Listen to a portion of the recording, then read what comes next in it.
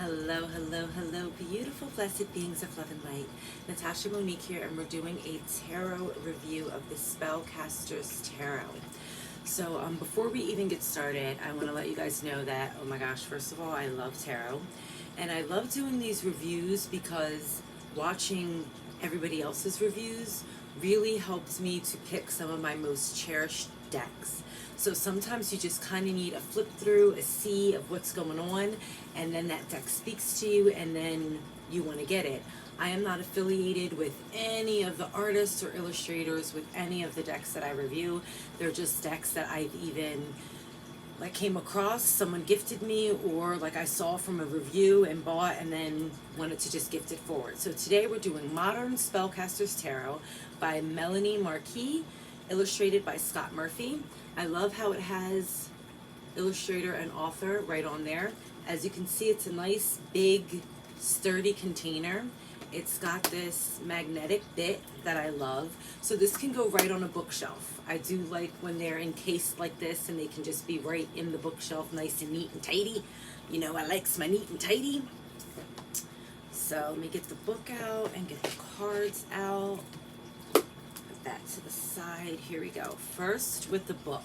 Now, you know I can't stand a super thick book, and you're saying, Natasha, this one's super thick. However, the pages for the cards are not too long. Like each card has like a page and a half. And then they give you a nice full picture of the card, and this is for like the majors and the minors. They give you a nice full picture of the card, and it's just like a page and a half of explanation for it. What else they go through in the book, which I love, is tarot spells, ways in which to use the tarot in your spell casting, which I love to do. I use tarot for magic all the time. She's got a whole chapter using tarot for magic. I absolutely love that. So this is a good book to journal with you, to journal along with, because it gives you, you can just take this book with you and not take the cards and have your journal, and you have a full complete picture of it and all of the explanation, and then all of her preface and afters of the actual explanations of the cards, her spreads, and all that good stuff. Yeah, I find it fantastic. And as you're about to see, the artwork is also amazing. Loving her meanings, loving her uses of tarot for spellcasting, and comparing that with ways in which I've already been using tarot for spells, and then integrating that with her ways is just exciting new ways of which to spellcast with tarot. So let's go through the cards. We have the Fool and the Magician,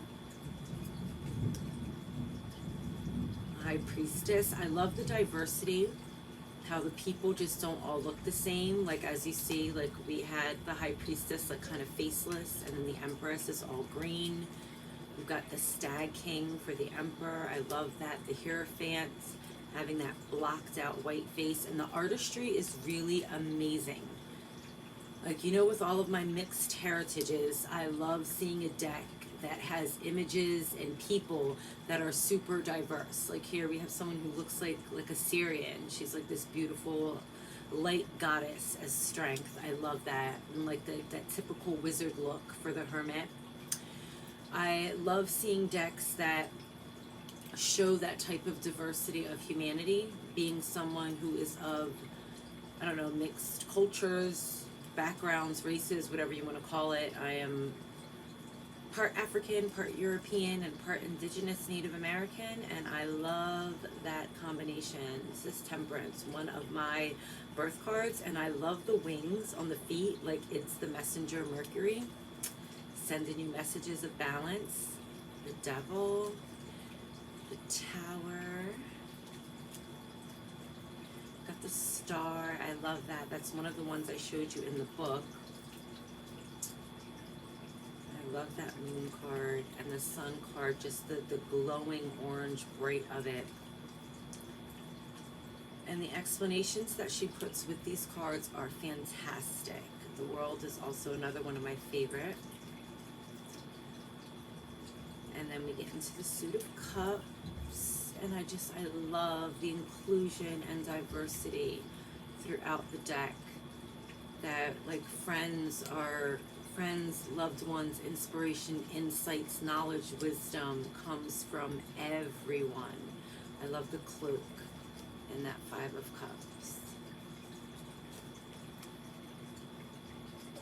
And the sacred geometry in the Seven of Cups. I think that's brilliant. We got a little gin in the 9, that happiness in the 10.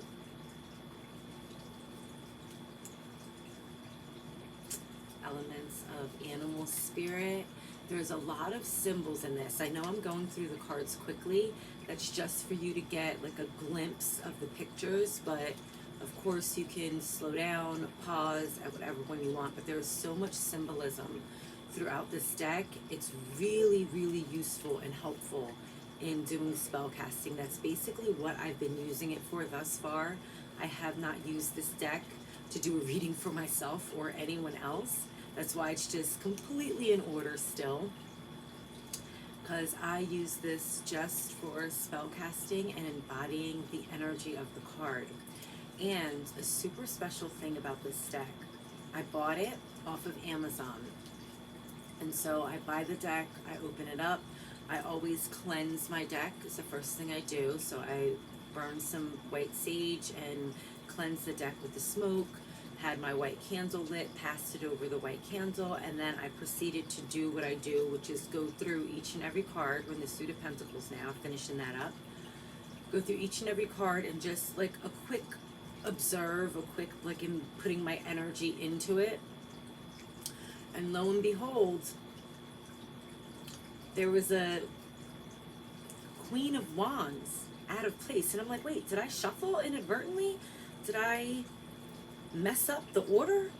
Like what's, oh, here's another Queen of, oh, wait, there's an extra Queen of Wands in this deck. This deck came with an extra Queen of Wands. And why that's significant to me is since my beginning of my tarot journey, I've always like used the Queen of Wands as my archetype. I use that as something that I embody as myself, something that I want to embody, an archetype that I want to embody. And when I use it in spell casting for myself, I usually use the Queen of Wands as me, like she's the representation of me. So to have an extra one in this deck, that was like, oh, some magic is gonna happen. And here's the Queen of Wands in this deck. So I have an extra one of these lovelies, and I use her like as a bookmark. She stays with me, like it's just a message to me from this deck. Like, yes, you are the Queen of Wands. You have made it there. I love that. I love the fire and the wolf that goes along with the swords. Because, you know, some decks put the element of fire with swords. Some decks put the element of fire with wands. Some decks put the element of air with swords. Some decks put the element of air with wands. So that is just, to me, the time where you pay attention. Oh, I love that. Where you pay attention to the book. Definitely read the book. Of course, use your intuition. This Eight of Swords is super powerful. Of course, use your intuition, but this would be a deck where journaling with the book would be beneficial to help you to read better with the cards and better use them for your own self-transformation, your own self-growth, as well as any spell casting that you're doing. And we end the deck with the King of Swords. And such is the Modern Spellcaster's Tarot. Here's the back of the deck. And you see we have animals representing everything. We've got a squirrel, a bird, a fox, and a fish. And throughout the deck, we saw elements of those animals in the different suits. So I absolutely love this deck.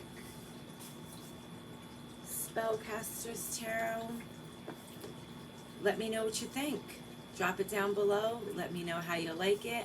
I love you all so much, and I will see you next time. Love and light. Mwah.